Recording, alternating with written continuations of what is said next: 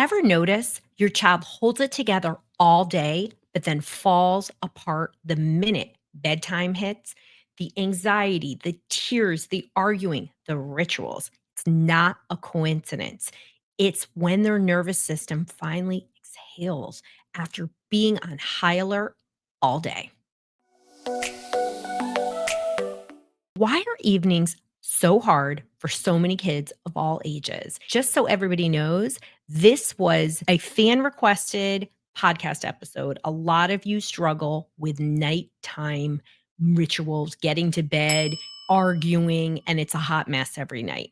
And gosh, it's terrible to argue before bed. Let's dive in. Let's figure out why are nighttime so hard for families, for kids, and what are we going to do about it? There are some actual reasons why the nighttime can be the hardest time. So, number one is just all day stress buildup. Your kids have been holding it together, whether they're in school, homeschool, public school, private school. But by the evening, their nervous system is depleted and there's nothing left to buffer stress.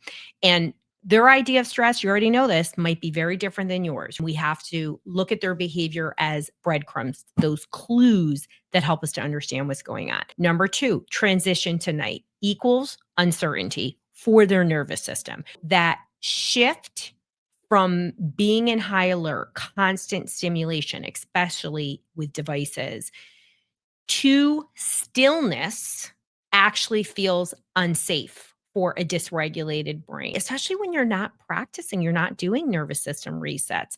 Quiet time can let intrusive thoughts and worry and upset come to the surface. It can flood in. Of course, there's ways to do it. Number three, the cortisol curve flip. Many anxious or neurodivergent kids have reversed cortisol rhythms because they are pushing so hard. So they get energy spikes at night instead of when they should be relaxing. And then in the morning, it's low. Hope that's an aha moment. It's also called adrenal fatigue. I'm always taking adrenal supplements. If you are too, let me know. And then the parent fatigue loop. So you are too tired. So two unregulated nervous systems equals an explosion. It's not a good thing. So you're irritated, they're irritated, you're meeting each other where you're at, and then you're co-dysregulating. Dr. Rowe coined that term. If you're stealing my stuff, please cite me. Let me know. It happens every day. Nighttime meltdowns are not defiance. They are decompression. Unfortunately, you are the person holding this bomb going off. It's really a time when at night when the daily pressures really kind of spill out. What are patterns you're seeing and what are they tied to? I'm a pattern reader whenever you see me do those brain maps. Really important to dig in and really understand what are those clues? What does it mean? And if you want to know more about over and under stimulation and what you are, make sure to listen to the episode or if you're on YouTube, watch this video about it because it's important. Anxiety, right? These are the kind of things they say to you. What if something bad happens when I sleep? Or I'm going to fail that test tomorrow. They start unloading real things and they start saying things and they're going to be reassurance seeking, which is different than OCD because OCD will say like, did I lock the door? Is everyone safe? Is anybody going to come in here? If you leave, I'm not going to be able to sleep. They get you in a ritual. They need that reassurance. Anger and defiance, well, that's obvious. They're going to start trying to get you in an argument. You might really see that buildup of that kind of aggressive talk at that time. And then restlessness and avoidance. So restlessness, you're going to see, and avoidance, you're going to see them avoiding going to bed. And that's the body fighting you because it's the last surge of cortisol. They don't have that physical ability to actually calm themselves. What do we do when we see these signs? We know nighttime is a difficult time. And this, again, this is what people requested, and it was all ages. Number one, you're going to regulate before a routine. So before we transition and start a routine, we want to start to regulate 30 minutes earlier than what you've been doing. Dim lights. If you've heard me say this a million times, it's like my number one essential thing. I go around at night and turn off all the lights. You want to lower your voices, turn off screens. You need a place to disconnect, a short wind down ritual that is your trigger to going to sleep. So is it stretching? Is it we're going to brush our teeth together? Maybe it's some quiet music when the TV's off. Like maybe it's a little yoga. I mean, it really has to be a regular routine and it has to be doable in real life. You got to do these things because you're going to spend 3 minutes doing this or 25 minutes arguing. So you make the choice and don't complain about it. I don't want to hear it. I do it. Remember, I walk the walk. I'm not just saying this stuff. I do this all the time. I have a huge nighttime routine because sleep is, I have a hard time winding down at night because Dr. Rowe, she's always thinking. Tony taught me that. And except he's a great sleeper. Could sleep anywhere, could sleep on a bench, could sleep on an airplane and feels great and doesn't care what people think. We're going to co-regulate first, then direct. So your calm body says, you're safe. You can trust me. It's time to wind down without any words. Try rhythmic breathing, gentle rocking, hand pressure before giving instruction. I even like to use a little humor, we do a lot of stuff about hugs. Like I always be like, you need a hug. You need a dopamine hit. And Max is always ready for a hug, but Giancarlo, not so much. Not so much. I have to use humor. And then he does it back to me. And it's just a great way to be, instead of being like, get off that device. I like to also, with devices, there's lots of things. Please listen to the episode about device dysregulation and tools for it. I think we all struggle with it. I feel like I've gotten a handle on it. And then 6 months from now, I might not have a handle and I need to remember what I suggest to other people because you do have to have a routine around it. You're going to address the worries, not the behavior. You're going to validate, number one. So your brain feels busy right now. It's hard to slow down, but you can.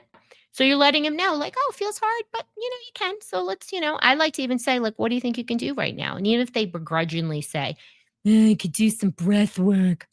Sounds like a great idea. Don't talk like just like that's a great idea. And think about that. A little confidence. Replace reassurance loops with grounding. So you can say, let's breathe together and let your brain know it's bedtime, not worry time. This is powerful for anything, and anxiety, OCD, when they really try to get you into these other things, because when that worry brain or that OCD brain takes over, they can get pretty hijacked. Number 4, we're going to use our calms framework. So you're always going to co-regulate first. You're going to avoid personalizing the behaviors. You're going to look for those root causes. Is this fear? Are you getting caught in a ritual? Is it sensory overload? Because then you're going to have to build that into your next day. You're going to model coping skills and strategies. You're going to model that calm that you want them to do. Okay, well, all right. Well, 5 minutes, we're going to get started with our routine. Look forward to it. Oh, I need it today. That's how you do it. You don't say, you need this. You say, I need this, and you do it yourself. And then you're going to support and reinforce when they regulate and when they follow the routine. It's great. And I like to the next day be like, wow, I noticed a huge difference in that you got to sleep and I can see you're refreshed. Doesn't it feel good? I feel good. Do you feel good? And get in there with them. So then you're going to support the nervous system physically. We have to do things to help our kids. This is exactly why, oh, look, I'm pointing the right way. I made magnesium, why I have calm PMF.